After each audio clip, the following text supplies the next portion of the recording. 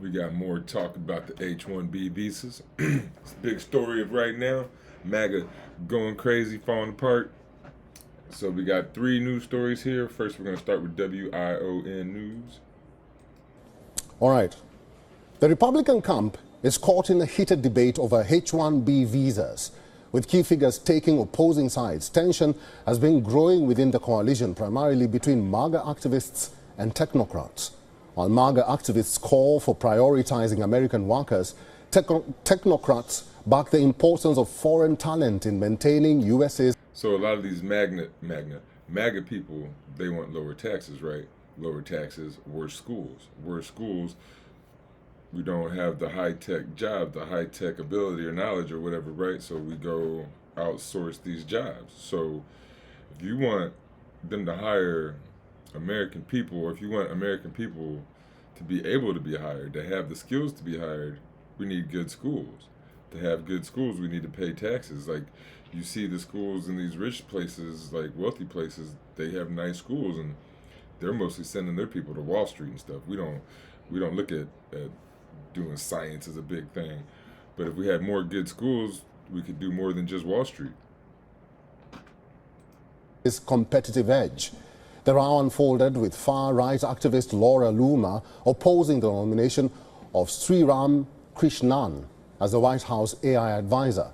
She alleged Krishnan, who once supported removing the country cap on H-1B visas, was not aligned with American first policies. Elon Musk and David Sachs, among others, backed Krishnan's stance on expanding opportunities for skilled foreign workers. Musk, a vocal proponent of skilled immigration, took a hard stance against MAGA activists. He labeled his critics contemptible fools and called for their removal from the Republican Party. Musk also recalled his own immigrant roots, stating that many pivotal contributors to America's progress arrived through the H-1B program. This support further inflamed tensions, with Loomer accusing Musk of betraying MAGA ideals. President-elect Donald Trump weighed in. He supported Elon Musk's argument, saying he fully backs the program for foreign tech workers, opposed by some of his supporters. Trump's remarks followed a series of social media posts from Musk, who vowed to go to war to defend the visa program. However, he pointed out that the system, which is used to bring skilled foreign workers to the U.S., is broken and that needs major reforms. Right-wing commentator Charlie Kirk described the conflict as an attempt by smart leftists to create division within the Republican coalition. He urged the factions to unite to save America. Vivek Ramaswamy. What do leftists have to do with Elon Musk and Vikek Ramaswamy talking about they want to bring in more immigrants? We didn't say that. Nobody on the left is doing anything to that, and we're not telling MAGA to be mad. MAGA's being mad. Corps chief for the Department of Government Efficiency and a central figure in the debate, agreed with Kirk's assessment. He further explained that U.S. companies favor foreign workers due to lack of drive among native-born Americans, a statement that stirred further controversy. The divide within the Republican coalition has brought forward a bigger challenge to the forefront: how the coalition will balance nationalist policies with realities of a globalized economy is a big question.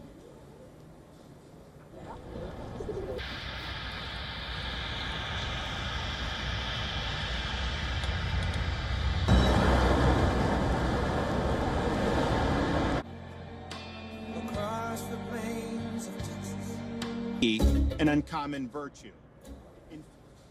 Christopher Hale is a political analyst. He's now joining us from Chicago, the United States. Mr. Hale, welcome to the show. Why do you think Trump's supporters are not in tandem with Trump when it comes to the H-1B visa row or the foreign entry requirements?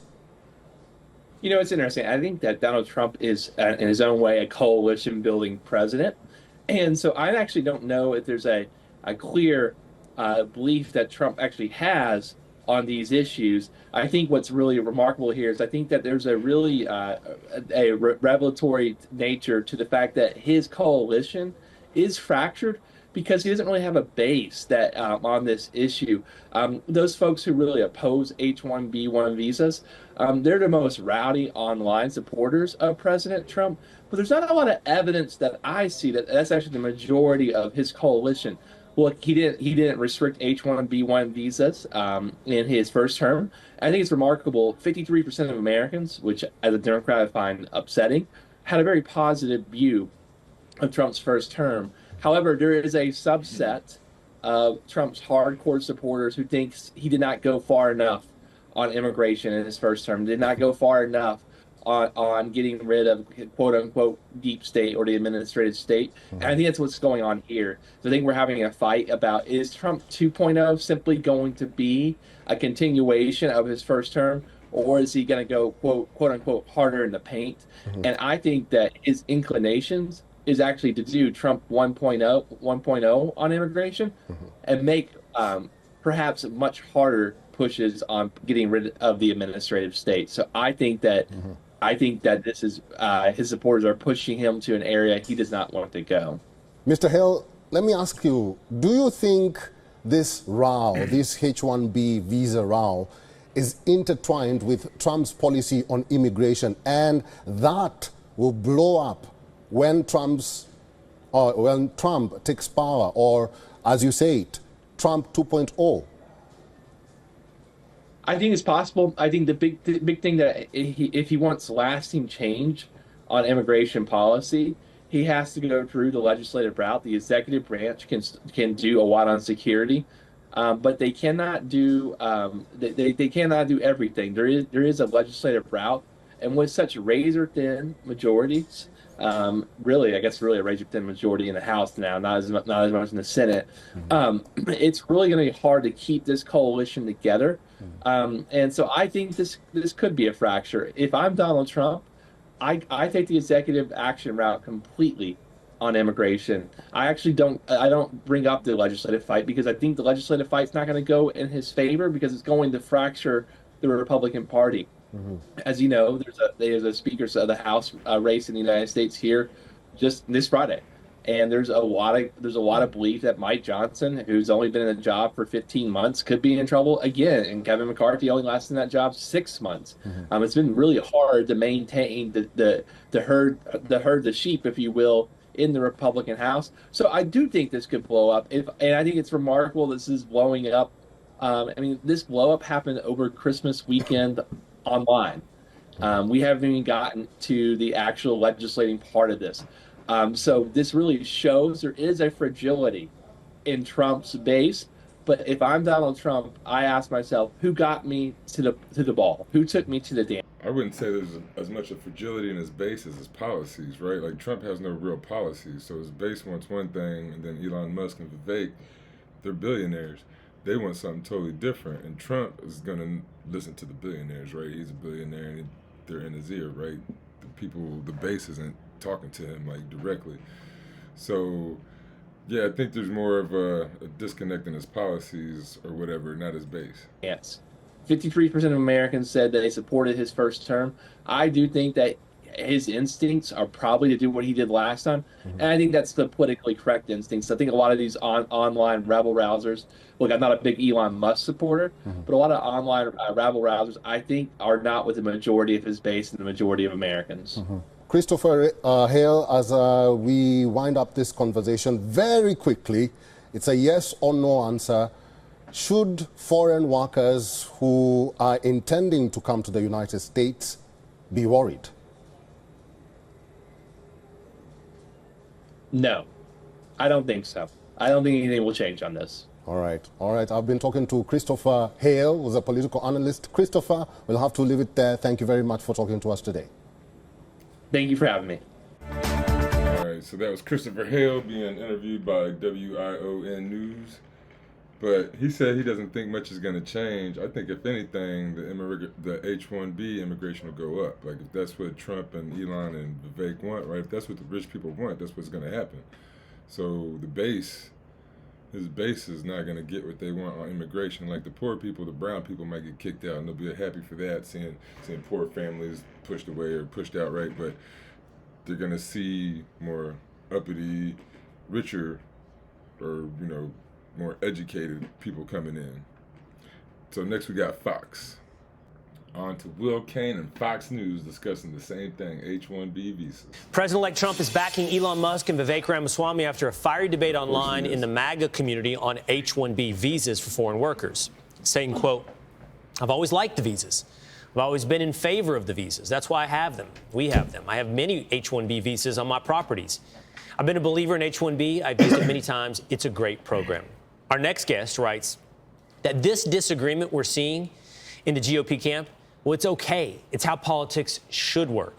Author of the op-ed, David Marcus, joins us now. Good morning, David. He's got some good hair. I think you're right. I think you're unassailably right. But it was contentious there for a while. Maybe still is, but it was contentious on the right over this debate. Got a little zesty, a little bit like a Cowboys-Eagles game, right? Oh, God. So, sorry. yeah, here's David, Eagles fan coming in, taking his swipe this morning. What 41-7? We're going to set that aside and deal with the less contentious debate here. That's H-1B visas. Sounds good. Look, I think both Ramaswamy and Musk got out a little over their skis. Vivek's weird diatribe about American kids having too many sleepovers really, kind of went over like a ton of bricks. And then Musk was saying, "I wish I had twice as many foreign workers." And you had a lot of America First Trump supporters saying, "Hey, buddy, read the room." And where we landed is, and President Trump sees this, is with really legitimate competing interests here. Yes, we absolutely want to attract the best and the brightest of the United States. We also want to make sure that kid who graduates with a degree in architecture isn't facing unfair foreign competition that's not only going to undercut him in terms of wages, but an H-1B visa holder, you lose your job, you get deported. That's an awful lot of leverage that you're handing over to owners. So, kind of thought I just had when he said the guy getting a degree in architecture or whatever. Why aren't we educating our people and then sending them around the world too, sending them to other countries so that we could kind of send some American influence out there, right? Isn't that what we're trying to do? I don't know. Just that was an idea. Again, legitimate competing interests and a good debate has come out of it. Well, I want to go in just a moment. I want to go back to the real healthy side of this. But the point you're also making, this debate has legitimacy both on a deep philosophical level and on a surface policy level, meaning we should be talking about H-1B visas and how they're being abused and the problems in that system. And hopefully President Trump, I think he does based upon his first term, sees that and might go about correcting those problems in the policy. And then there's the philosophical stuff. Hey, America first. But again, abuse is going to be the problem with almost anything. If normally you're going to write out a plan and it's going to be a plan to do well. You're not going to write out a plan or a law or something or make a business plan to do bad. But then when you start abusing things, that's when you mess up. They're talking about communism or something the other day, but they're talking about the abuse of it, right? And anytime you abuse something, it's going to be bad. Be prioritizing the interest of Americans. Yeah, I think that's absolutely right. And, this is the United States of America, and you can be the richest man in the world. It's not going to protect you from blowback when American citizens feel like, you're not putting them first. It won't protect you from blowback. What does that even mean? They can talk about it, but they're not going to do nothing. He's going to be the richest man in the world, and he's going to get his way. The American people aren't. And look, I think Musk has walked some of this back. He now says that he thinks that it should be very expensive to hire an H-1B visa applicant. And I think that's absolutely right. And that speaks to really, the point that he was making was, he says he's talking about NBA stars. I want the Albert Einsteins. And that's fine. But that's a very different conversation than accountants and graphic designers and people who are holding jobs that American citizens need. That's exactly right. And then if the American worker is told, hey, we need to import workers to pick crops, you're not going to do that. And, oh, by the way, we also need these really highly skilled jobs to import. What are you leaving the American worker with? What are you telling the American worker they're good for if you need to bring people from across the world to do jobs on all ends of the spectrum? Right. I don't know. It's sitting at home, scrolling on your screen and ordering from Amazon, I presume, right? Right. And that's also part of the cultural question here that I think Ramaswamy kind of kicked the door down of, which is that, look, most Americans don't want to work 80 hours a week until they die to make, big tech more money. I don't think any people want to do that. I think some people might be willing to do that, but I don't think anybody wants to. It's not the American dream. And the American government doesn't exist to help billionaires make more money. It exists to help everyday Americans live the way they want to live, Say it again. not as cogs in some machine. I really like that point, Dave, because there's more to a country and more to a person than your economic output. That is important, but there is way more to a nation than its GDP. That has to be the first time anybody's ever said anything close to that on Fox News. What are you talking about? That sounded socialist. That sounded communist. Because this is the crux of what you wrote about. This is good. This is all good. This is the way it's supposed to work. You're supposed to have these open conversations, debates, and after being accused of being acolytes at the altar of Trump or in a cult, the left is watching the right actually have a real, as we pointed out, policy and philosophical debate. Yes, and they're terribly disappointed that this has not destroyed MAGA and made everybody hate each other. I mean, look, we can have these conversations, we can have these disagreements, we can all get smarter by doing it, and that's what America is. So God bless it. Listen, man, you don't have to wake up at 7:30, 7:40, angry, got a hold of your hairdryer, sitting in front of your modern art, telling me.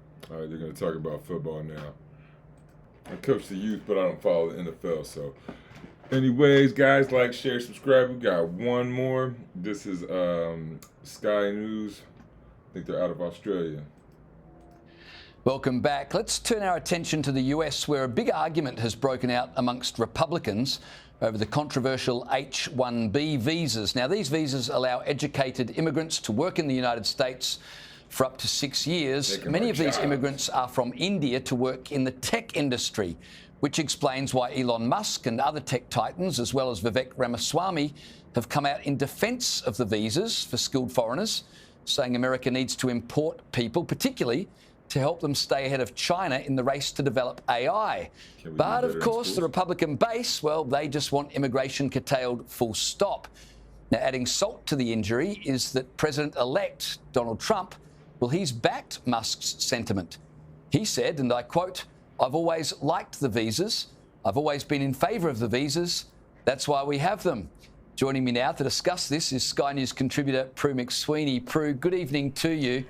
I'm interested in your take on this saga, but then quickly I want to get to something Vikek Ramaswamy said about education and culture in the United States, which I think might have relevance for parents here in Australia. But just quickly, in regards to this spat now, I guess, between Elon Musk and the rest of the Republican Party, what do you make of it? Is it a storm in a teacup, or is this lefty dreams come true? There's finally a split in MAGA.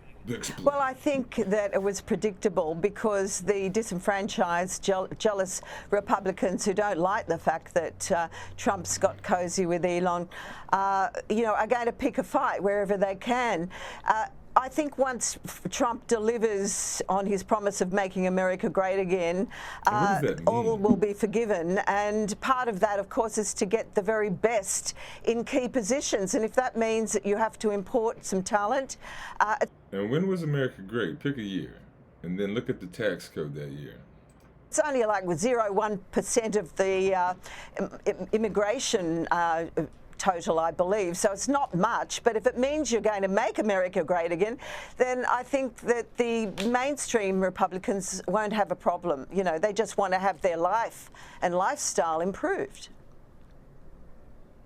What really interested me in this whole argument were comments from Vikek Ramaswamy, who said, look, we've got to import people from, say, India, because where else are we going to get engineers from? And then he had this to say, which I thought was very interesting. He said, our American culture has venerated mediocrity over excellence for way too long.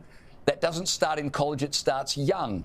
A culture that celebrates the prom queen over the math Olympiad champ or the jock over the valedictorian will not produce the best engineers. What America needs is more movies like Whiplash, fewer reruns of Friends, more math tutoring, fewer sleepovers, more weekend science competitions, fewer Saturday morning cartoons, more books, less TV, more extracurriculars, less hanging out at the mall. Now, this, would you believe it, has created a storm because a lot of Americans are now saying to Vivek, well, we don't want to be like many Asians who, you know, make their kids study all the time and they can never have any fun. On the other hand, Vivek is saying if we want to be a smart country, maybe we should treat our kids' education a little more seriously. What would your take be on that argument? Well, I think, you know, thank God for that man, and I wish we could import him here. I think mediocrity has been totally celebrated in Australia and in America and a lot of the Western countries, and that's why. That's a Western problem, but that's what the people of the West don't understand and don't get. They're so high and mighty and have American exceptionalism or Western exceptionalism. This place was built by slaves. Like, the rich people just sat there cracking whips, having other people do their work. It's been so long that these wealthy people have just been having the wretched do their work. They went from slavery to just having, what do you call those, the robber barons and stuff. Like, it didn't take that long to go from 1886 was the end of slavery to 1929 or 31 or so was the beginning of the Great Depression. It's like 40 years or something, 50 years.